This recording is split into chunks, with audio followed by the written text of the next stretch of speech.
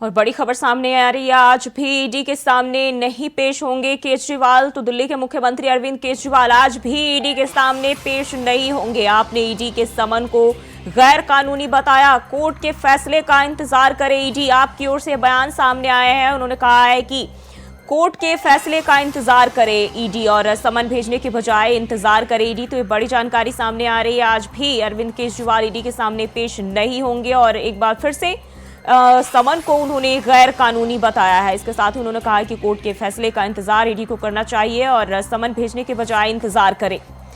तो आम आदमी पार्टी की ओर से बयान सामने आया है, दिल्ली के मुख्यमंत्री अरविंद केजरीवाल आज भी ईडी के सामने पेश नहीं होंगे।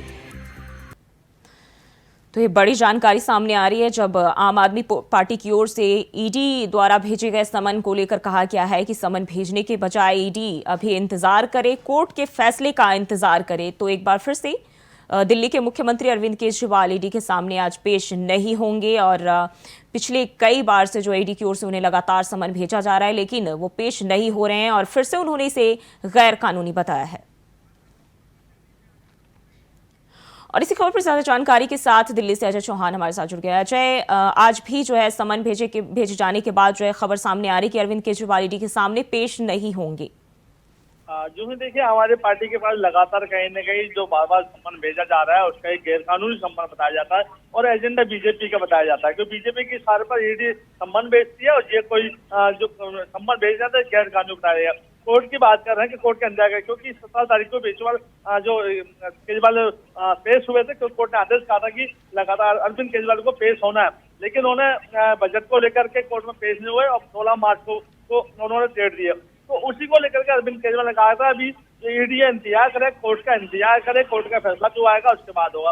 यानी कहीं ना कहीं राजनीति है, अरविंद केजरीवाल लगातार ईडी को शायद कुछ समझते नहीं है, क्योंकि वो चाहते हैं ये कोई सवाल नहीं है, कोई जवाब नहीं है। तो ऐसे में अरविंद केजरीवाल लगातार ईडी से भागते नजर आते हैं, लेकिन सवाल और जवाब नहीं देते। अब देखना ये होगा, ईडी लगातार छठा सम्मन भेज चुकी है, उसके बाद जो जिस तरह हेमंत सोरेन के साथ को भेजे तो 9 सम्मन भेजे तो उसके बाद उनको गिरफ्तार किया। तो हो सकता है अरविंद केजरीवाल उन्हीं के तत्वों पर चले हों कि उन्हें लगातार भेजते दीजिए, कोई दिक्कत नहीं, जब 9 आएगा तब देखेंगे। तो ऐसे में कहीं ना कहीं अरविंद केजरीवाल को जवाब देना चाहिए। जनता भी यही पूछती है, आखिरकार आप ईमानदार है, सच्चे हैं, तो क्यों नहीं ईडी का जवाब देते, क्यों नहीं ईडी के सामने आते, बार बार क्यों ही उसको बयान से भागते हैं। तो इसमें राजनीति भी लगातार बढ़ती जा रही है, क्योंकि हमारी पार्टी कहीं ना कहीं अपने बयानों से और अपने जवाब देने से कहीं ना दूर खतरा नजर आती है जी। और अरविंद केजरीवाल ने विपक्ष पर जो है बीजेपी पर हमला भी बोला और उन्होंने साफ तौर पर कहा कि अगर झारखंड में सीएम हेमंत सोरेन जो पूर्व सीएम रहे हैं, उन्होंने अगर बीजेपी के साथ हाथ मिला लिया होता तो आज वो जेल में नहीं होते।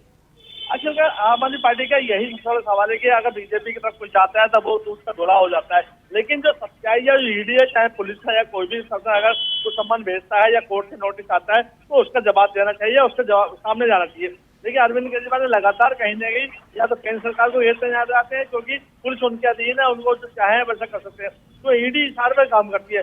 आखिरकार और भी ऐसे कई नेता है जिनको ईडी गिरफ्तार कर रही है, उनको सम्मन भेजती है। देखिए, अरविंद केजरीवाल कहते हैं कि ये जो सम्मन है सीधा सीधा बीजेपी एजेंडा है और चुनावी मुद्दा बनाया हुआ है, ताकि मैं चुनाव में कहीं प्रचार न कर सकूं और आम आदमी पार्टी को खत्म करना चाहती है। तो देखना यही होगा कि ईडी कब तक इनको नोटिस भेजेगी और कब गिरफ्तार करेगी। अब जी अजय, बहुत बहुत शुक्रिया आपका तमाम जानकारी के लिए।